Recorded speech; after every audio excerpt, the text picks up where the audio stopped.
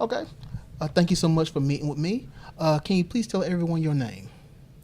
Jack Bauer. Perfect. It's already starting Yeah. great. You can go ahead and edit this, finagle it. My name is Kiera Garrett. Okay. And where do you work? I work for the Charlotte Mecklenburg Library System. I am at the Imaginon branch. Okay. And what's your position there? I am a teen service specialist. Okay. And what degree or what education do you have?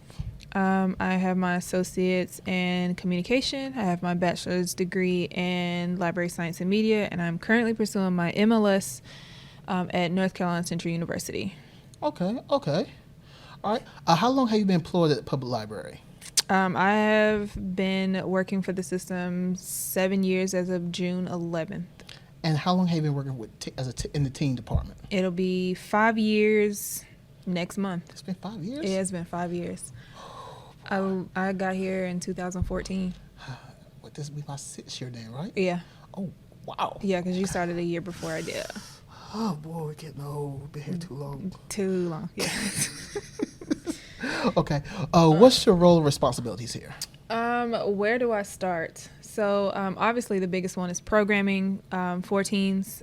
Imaginon is a bit different. I program for preteens and teens 10 to 18. Our location, we don't necessarily have a reference desk, so the teen lofts serve as the reference desk or reference area. That's just the technical, like the legitimate side of what I do. I don't want to say legitimate, but like that's what I do on a day-to-day basis.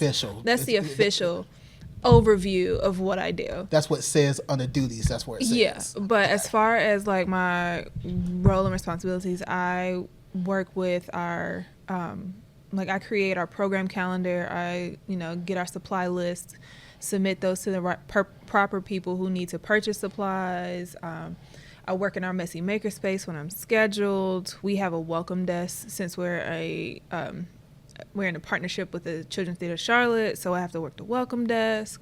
The biggest thing I want to say is work on a couple system teams. As you know, we work on Imagicon together, which is one of the best teams out there. One of the best teams out there, if I might toot our own horn. But it's also probably one of the, and I say this lightly, but I actually, I might be biased to it, but I want to say it's our biggest teen program only. It just went into children's and families, so it's probably one of the biggest programs. I had to think, Epic Fest in the library. In the library, but then again, I had to think about DIA and like Epic Fest, but but those are multiple days. Those are multiple day programs. This is probably, again, the most biased comment I'll make. One of the biggest one-day program for teens and children's. Awesome. Okay. One of the biggest questions is why teens? Why do you want to work with teens? Why did you choose to be teen specialist? I didn't choose teen life. Teen life chose me. Yay. So Dana Walters at the Beatties Ford Road Library saw how I interacted with the teens at Beatties Ford when I was there, when I was part-time there. And a position just happened to come open at several other branches. And she felt like I was ready to do it. So I was just like, let me go ahead, put my name out there, interviewed, and about a month or so later, I got the call and was like, hey, girl, you gonna come work at Imaginon? And I mean, not those exact words, but you had to go through the process. I had to go through the process, yeah.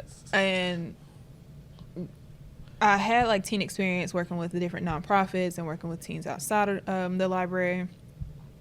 So it just seemed like it'd be a good fit for me.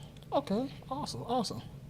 How have you tried to make your space more inviting to teens here at Imaginon? So with Imaginon being its own entity in itself, our teen space did not look inviting whatsoever. So we tried to add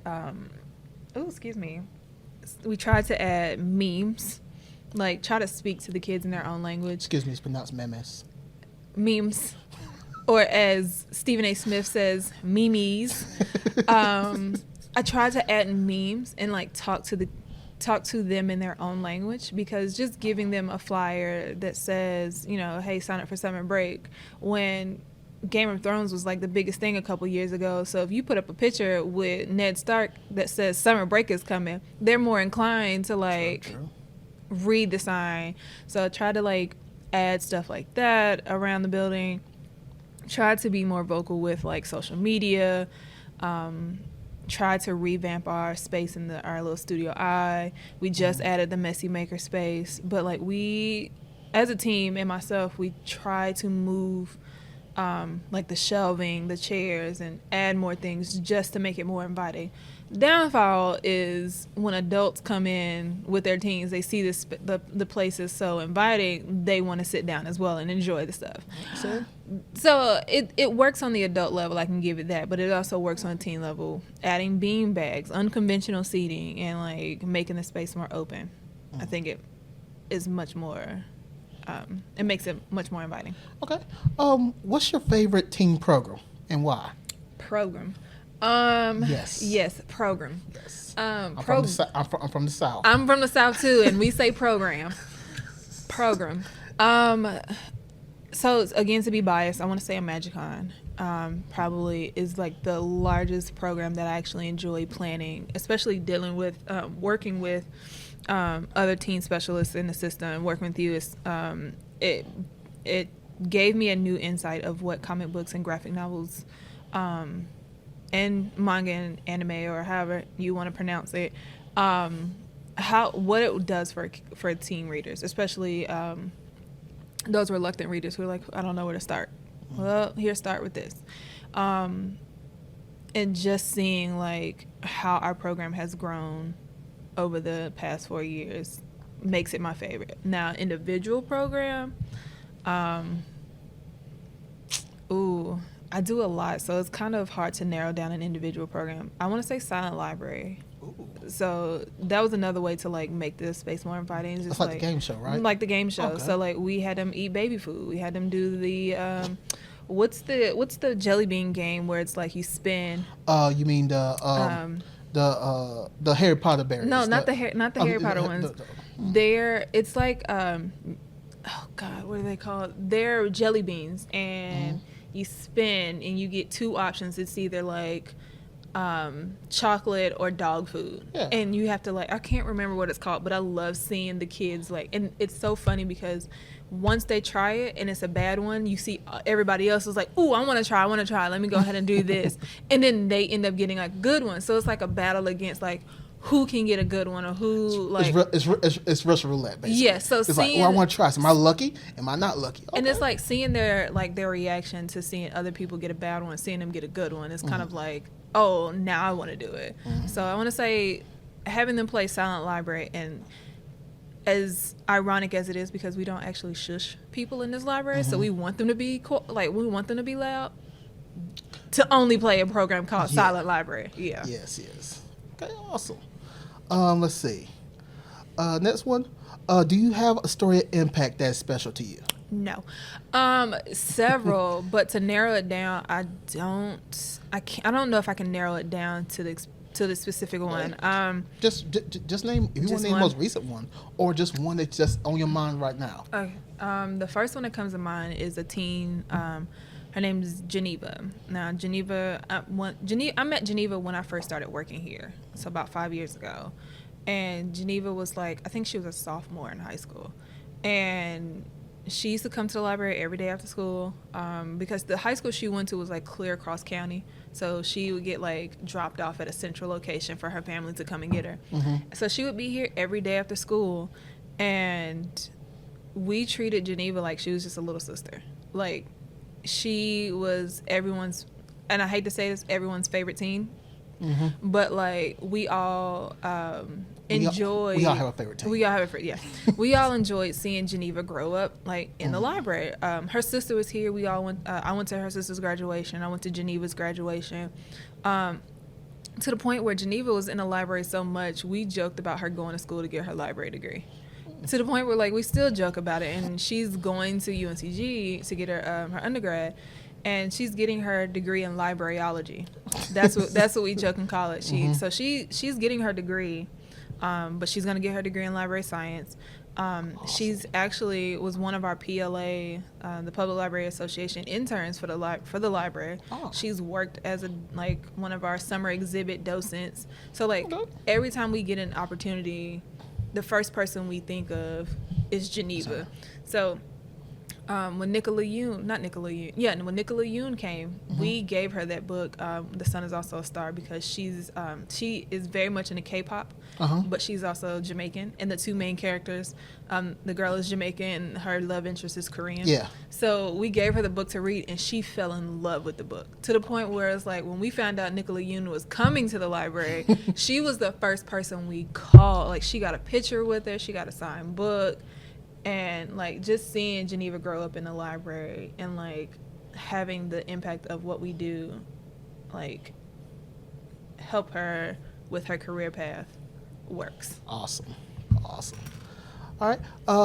What is your biggest achievement at the library? Do I have one? I mean, you got so many. I know. Which one do I name? What's your biggest so far? So far, no.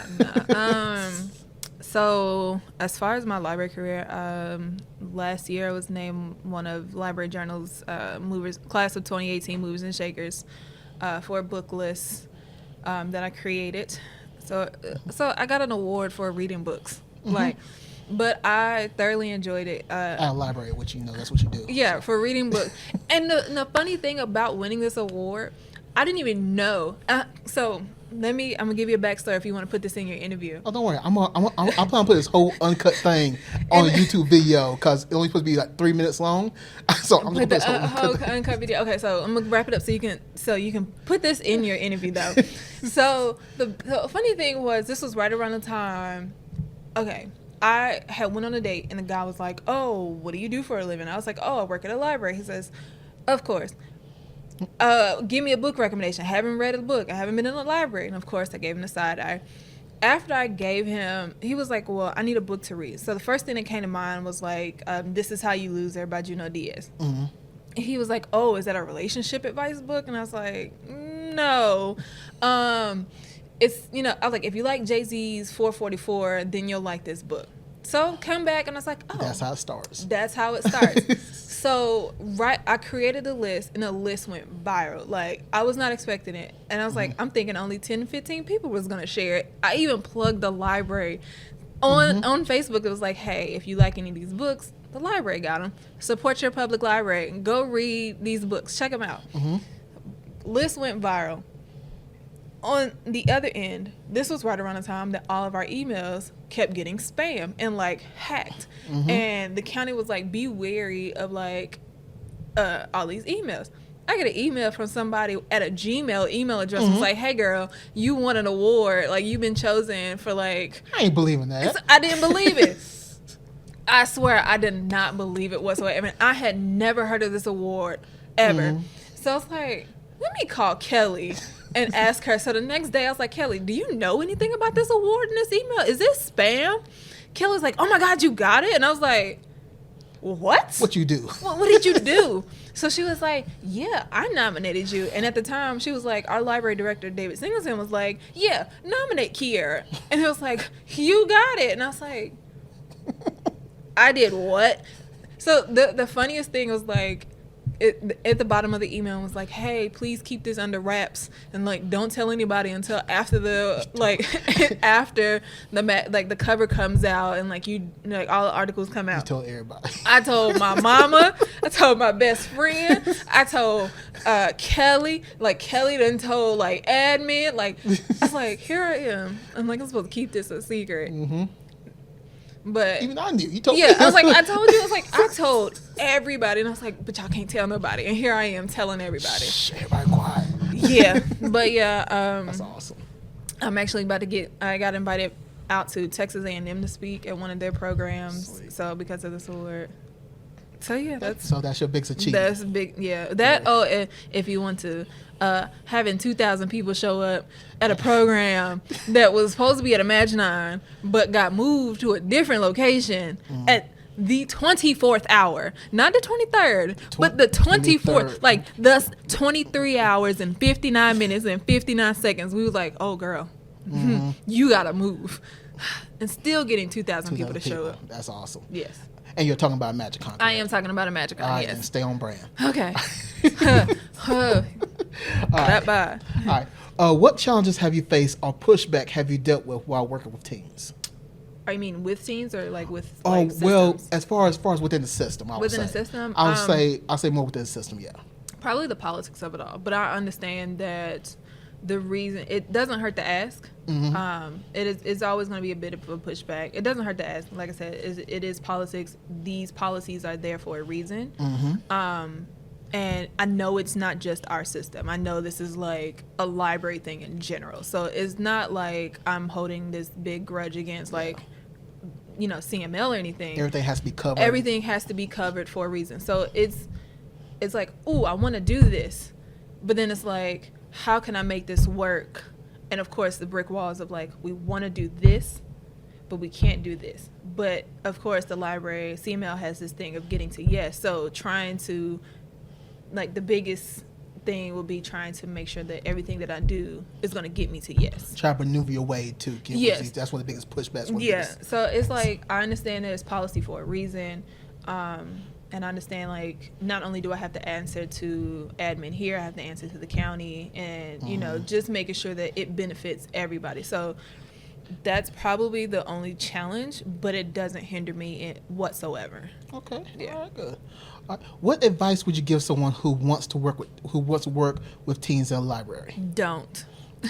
Perfect. that's the same advice I would give. Same advice. No, you have to have, like, the most patience, because you have to realize that we once were teens before and we knew how we acted, so how we were as teens. So you have to have that patience to deal with you in somebody else's like body. So trying to deal with teens who are trying to deal with teens who, it always goes back to when your parents say, oh, I was your age once. So dealing with that on a daily basis of realizing that, oh, I was your age once, I figured that out, you know. Or wait, your parents say, I hope you have a kid, hope you have a child that's just like you. That's exactly and what we got 20 of them. That's exactly what I walk into each day, is walking into a building with 20 of me. And, although I love me, but I just knew how I was at 16. So it's kind of like, ooh, girl. But the biggest thing is like to have patience and like don't treat them as you would just anyone. Treat them as if they are your brothers and sisters, so that they can have the respect for you, because the respect that they have for you will vary for the respect that they have for their teachers. Because I know if we talk to them on their level, whereas a teacher is teaching to them, some teachers do have that connection, how we have the connection, but if you find that middle ground with them, everything will go perfect. Okay, good. All right, what's the biggest misconceptions people have about your jobs? That we like books. That is absolutely true. So I was talking to someone, and I was talking to someone the other day, and it was like, oh, let's go to the movies. We're going to go see Spider-Man. And I was like, okay, cool. Let's go see Spider-Man. I want to go see it. And then they were like, oh, wait, what about going to go see Midsummer? Matter of fact, let me read you the exact text message, because this conversation just happened. And it was like, oh, what about going to go see Midsummer or Spider-Man? I was like, no, let's go see Spider-Man. And it was like, oh, look at me being wrong. I was like, wrong about what? They was like, oh, about you seeing Midsummer. They was like, oh, it looks like a type of movie you would want to see. I was like, well, I've never heard of this movie at all. And it was like, LOL, okay, I was overthinking it, I think. It's like a dark movie that's supposed to have a weird plot twist, so it wasn't seen. The genius in me says, yo, she likes books and probably is a deep thinker and wants to see this. I was like, literally, the text message says, common misconceptions about librarians that we like books. Okay, we like books. We are not at our desk reading books every day. I have 3 books on my desk that I need to read. That I want to read. I don't have the time to read. So it's like the common misconception is that thinking that as soon as you walk in, all we do is put books on the shelf, read books while we're at the desk. Like it's supposed to be this quiet. It's all we're about. Yeah. And it's not. And when I tell people like, oh yeah, we put on a Comic-Con program, there's like, the library has a Comic-Con program. Yes, we do. So Yeah. Yeah, you know, the person who work at the burger joint don't eat burgers all the time. right, like they may do it because of convenience, this. but we do not read books all the time. Okay. What's the worst part of working with teens at the library? Working with teens at the library, no. The worst part of working with teens at the library, nothing that I can say nicely. But no, probably the worst is like trying to deal with teens who are stubborn. We do see a lot of teens who are like, we give them as much advice as we can. We try to keep them on the straight and narrow path. And it's not necessarily a failure on our part. We just can't reach everybody. We just can't reach everybody. And I want to say that's probably the worst part. Because I just had a couple teens, and like to be very open with this interview, I had a couple teens who just went to jail for murder. And we kept them so in the library. We talked to them, like we tried to mentor them, like so they wouldn't go down that path. And then just happened to see it on the news that these 2 teens that we dealt with, like worked with, like go down for murder. And it was sad. And another thing was like on the other end of that, like 2 of our teens, like just last year, were murdered. So like they came in every day and seeing on the news like this teen was murdered at this event, or this teen was like shot doing this, and it kind of hurts because it's like I said, we treat these kids like they're, I don't want to call them kids, we treat these teens like they're our younger brothers and sisters, and then seeing them go out like that kind of hurts. Yeah. Awesome. Okay, let's go to the next one. If you had unlimited money, what is the one program you would love to have here? I'm sorry, what is the one program? You would if love I to had have here? unlimited money, oh God, that is, we don't have enough time to answer this question. I mean, I'm gonna put the whole thing on YouTube, so Yeah. I already planned out. I'm trying to even think of like how you're gonna edit that question into this 3-minute interview. I don't know how I'm gonna do. We're already at 20-something minutes right now. Jesus, Anyway. I don't know how you're gonna do it. Okay. Oh, I really don't know. Like, if I had unlimited money, it would probably like expand MagicCon. Like, I would want it to be a weekend thing, and like be able to afford presenters and panelists, and like You want to be on the level of real con. I want to, yeah, but in the library, completely free. Have it completely free.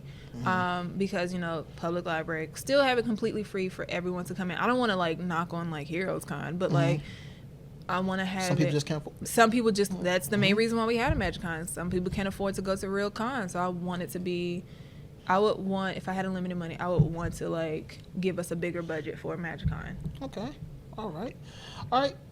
On the same vein, if you had unlimited money and freedom, who was the one guest you would love to have, and why for a teen program?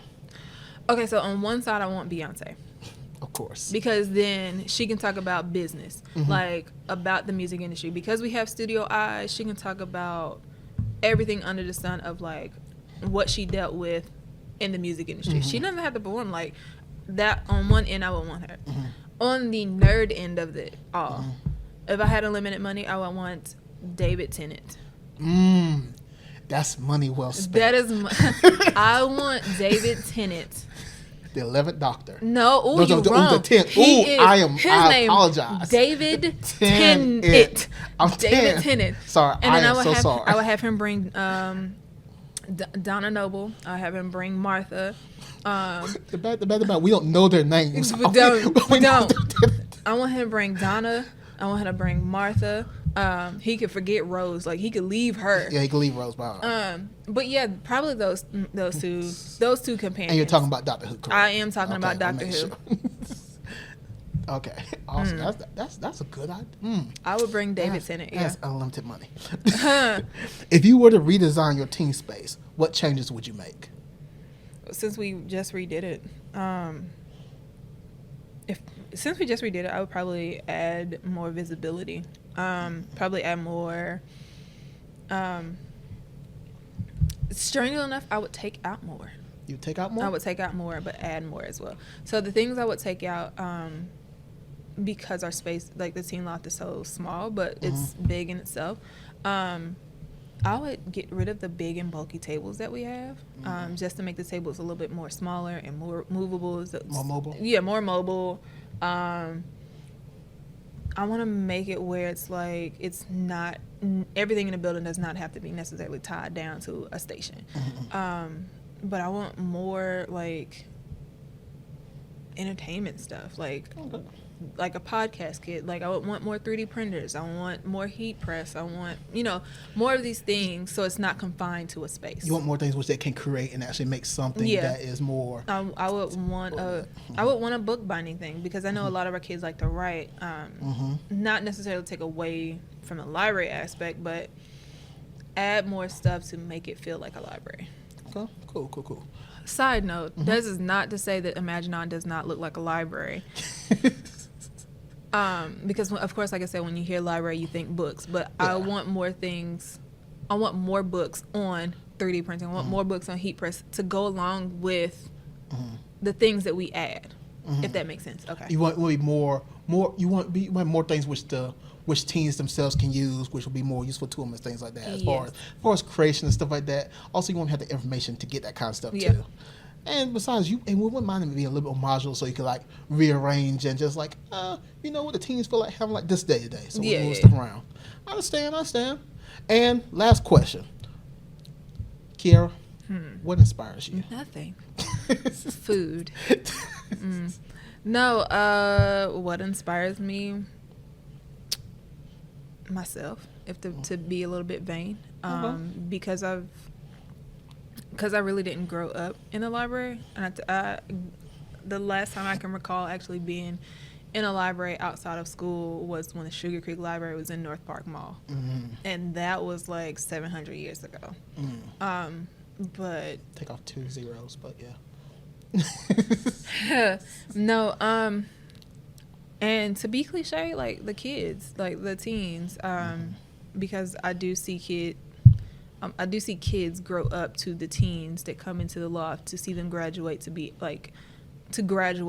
the adult library. And I say adult library as if like all the other libraries, but the difference. You see them growing from being kids to teens to being adults. That's basically what you see them doing. And that actually makes it more enjoyable. And it inspires me to like, let me go ahead and do this for the teens. Because I've seen 5 years ago, the stuff that I was doing the programs that I was doing 5 years ago would not have gone over well with the kids that I work now. Not at all. And to say that I'm trying to add a lasting impact for whoever like replaces me, because I will honestly say I don't see myself as a person who's turning 30 next week. Hear me out. As a person who is turning 30 next week, I don't see myself being 40 working with teens. Or I don't see myself being 50 working with teens. And I say that because as they get older, so do I, which means I won't be able to speak the same language as them without sounding like... there's not going to be a new Steven Universe for you to keep up with. Right. So it's like just to be able to like... Now it inspires me to like... find that common ground between I am 15 years older than a lot of these kids here. 15 plus years older than some of the kids here, some of the teens here. And I can tell you right now, in 15 more years, I probably won't be able to speak to a 15-year-old because I'm like, there's going to be a big disconnect. So it inspires me, seeing them grow up inspires me to be a better teen person now, to leave a lasting impact for the person who does, quote unquote, replace me or take my position in teen services, or I won't want to say a younger staff member, or someone who does replace me in this position can still bring that lasting effect. So if it is Geneva to replace me in this role, then she'll know what to do. Okay. All right, that's awesome. Well, thank you so much, Kiara, for coming out and just doing this interview with me. I really appreciate it. And Do you? Actually, I actually do. Do you really I actually do appreciate it? because I was this turned out a whole lot better than I thought it would. So, actually, we'll just end.